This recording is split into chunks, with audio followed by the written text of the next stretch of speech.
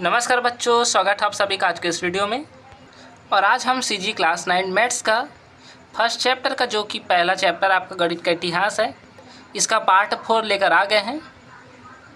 और आज के इस वीडियो में हम प्रश्नावली 1.7 और प्रश्नावली 1.8 को कवर करने वाले हैं।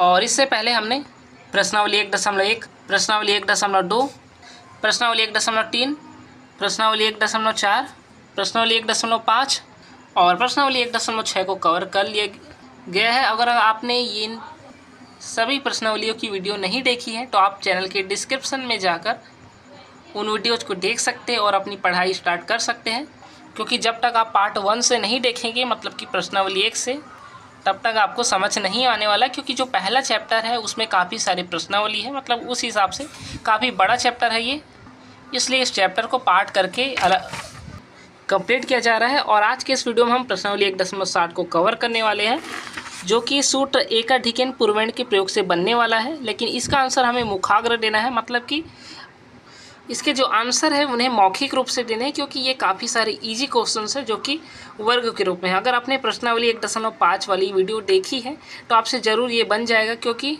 प्रश्नावली 1.5 में भी उसी विधि से ही ये प्रश्न बने थे और हमने इन्हें सॉल्व भी किया था। तो सेम वही प्रोसेस अब प्रश्नावली 1.7 में भी होने वाला है। तो अगर आपने प्रश्नावली 1.5 वाली वीडियो नहीं देखी है तो आप पहले उस वीडियो को देख लीजिए, उसके बाद प्रश्नावली 1.7 के जो क्वेश्चंस हैं उन्हें सॉल्व कीजिए। और अगर आप चैनल पे नए हैं तो चैनल को सब्सक्राइब कर लीजिए। और किसी भी प्रकार के डाउट पे आप कमेंट करके अपने डाउट को पूछ सकते हैं। आपके डाउट का जो सॉल्यूशन है वे तुरंत ही कमेंट के जरिए आपको दिया जाएगा। तो चलिए अब बिना किसी देरी के अब जो आपका जो पहला वाला क्वेश्चन है प्रश्नावली 1.7 का, उसे सॉल्व करते हैं। तो पहला आपका जो प्रश्न है वो है 15 का वर्ग मतलब 15 का स्क्वायर। अब इसे इस विधि से कैसे हल करना है, और इसको बिल्कुल सिंपल तरीके से हल करना है, क्योंकि इसका जो आंसर है वो मुखाग्र देना है, मतलब कि मौखिक रूप से इसके आंसर को आपको देना है। मतलब कि काफ़ी ईजी वाला क्वेश्चन है जिन्हें हम सॉल्व करने वाले हैं। तो चलिए इस पहले प्रश्न को सॉल्व करते हैं। तो बच्चों पहला प्रश्न है 15 का वर्ग, मतलब कि 15 के वर्ग को हम इस प्रकार से भी लिख सकते हैं। अगर वर्ग हटाया जाएगा तो 15 का गुणा 2 बार होगा, 15 का 15 से एक बार फिर से गुणा होगा। तो अभी हमें इस टाइप के कॉलम बनाकर छोड़ देना है, जैसा कि हमने प्रश्नावली 1.5 में भी किया था। फिर हमको यहाँ पे पहला पॉइंट लिखना है उत्तर का बायां भाग, क्योंकि पहले हम लेफ्ट साइड में आंसर लाएंगे, फिर राइट साइड में लाएंगे, और तब मिला के हमारा पूरा आंसर बन जाएगा। तो उत्तर का बायां भाग का सूत्र क्या है, यहाँ पे 2.5 गुणा 2.5 का एकाधिक। अब ये क्या है इसे समझ लेते हैं। तो बच्चों यहाँ पे जो प्रश्न है हमारा 15 गुणा 15 का, तो यहाँ पे जो आपका पहली वाली जो संख्या होगी राइट साइड से वो इकाई होगी, जबकि उसके बाद वाली 2.5 की संख्या होने वाली है। उसी प्रकार से यहाँ पे भी ये पहली संख्या इकाई है, दूसरी 2.5 है, मतलब कि 5 यहाँ पे इकाई संख्या जबकि 1 2.5 की संख्या है। तो उत्तर के बाएं भाग को जब आप फिल आउट करेंगे तो आपको पहले 2.5 लेना है। 2.5 के लिए यहाँ पे हमारे पास 1 है और 1 को सिंपली यहाँ पे लिख लेना है। उसके बाद 2.5 का एकाधिक, मतलब 2.5 की जो भी संख्या है उसमें एक अधिक करना है, एक ज़्यादा जोड़ना है। तो 1 और 1 2 हो जाएगा, तो 2 को यहाँ पे लिख लेना है। अब 1 गुणा 2 मतलब 2 एकम 2 हो जाएगा। अब इस 2 को हमें यहाँ पे पुट कर लेना है लेफ्ट साइड में। अब हम सेकंड पॉइंट में आ जाते हैं, जहाँ पे हमें उत्तर का दायां भाग निकालना होगा, जिसका सूत्र है इकाइयों का गुणा। तो इकाई मतलब कि जो 5 और 5 है, मतलब 5 5 6 25 हो जाएगा, और इसी 25 को आपको राइट साइड वाले जो कॉलम है वहाँ पे लिख लेना है। तो ये कुल मिला के 225 बन जाएगा, और ये हमारे प्रश्न का आंसर हो जाएगा। तो काफ़ी इजी तरीका बच्चों इस प्रश्नावली के जो गणित है उन्हें सॉल्व करने का। इसी तरह से आप और भी प्रश्न सॉल्व कर सकते हैं, जैसे कि 25 35 45 55, ये भी सारे प्रश्न जो है उसी प्रकार से ही बनने वाले हैं। तो काफ़ी इजी होने वाला है। तो आप सभी को बिल्कुल सॉल्व करके सभी प्रश्नों को देखना है, और आप सभी से ये क्वेश्चंस बनने भी लगेंगे। अब हम सिंपली आगे बढ़ जाते हैं प्रश्नावली 1.8 की ओर, जो कि इस वाले सूत्र से बनने वाला है। इस सूत्र का नाम है सर्व समीकरण का पहला सूत्र भी इसे कहा जाता है, जो कि a + b का होल स्क्वायर है, इक्वल में a² + 2ab + b² है। इसे आपने पिछली कक्षाओं में भी पढ़ा होगा, काफ़ी पॉपुलर ये वाला फार्मूला है। और इसी फार्मूले से अब हम इस प्रश्नावली के मैथ्स को सॉल्व करने वाले हैं। और कैसे करेंगे चलिए पहले क्वेश्चंस के जरिए समझते हैं। तो बच्चों यहाँ पे पहला प्रश्न हमारा 34 का स्क्वायर, मतलब कि 34 का वर्ग। तो यहाँ पे हम सॉल्यूशन में हमें ये लिखना है यहाँ, और उसी क्वेश्चन को रिपीट कर लेना है। उसके बाद अब हमें मानना होगा एक के बराबर में हम 3 मानेंगे, जबकि b के बराबर में हमें 4 मानना है। तो इस प्रश्न की जो पहली वाली संख्या है यहाँ पे हमने उसे a माना है, जबकि बाद वाली संख्या को b मान लिया है। अब जिस सूत्र से हमें सॉल्व करना है उस सूत्र को सिंपली यहाँ पे लिख लेना है। तो ये हमारा सौर समीकरण का पहला सूत्र, उसे उतार लेना है। अब इसे सॉल्व करने के लिए बच्चों यहाँ पे सबसे पहले हमें a स्क्वायर को ना निकाल कर हमें सिंपली यहाँ पे बी स्क्वायर से यहाँ पे प्रश्न आंसर को निकालना है। बिल्कुल मतलब कि उल्टे क्रम से हमें स्टार्ट करना है। बी स्क्वायर से आगे बढ़ते हुए हम 2ab और उसके बाद a स्क्वायर पे आने वाले हैं।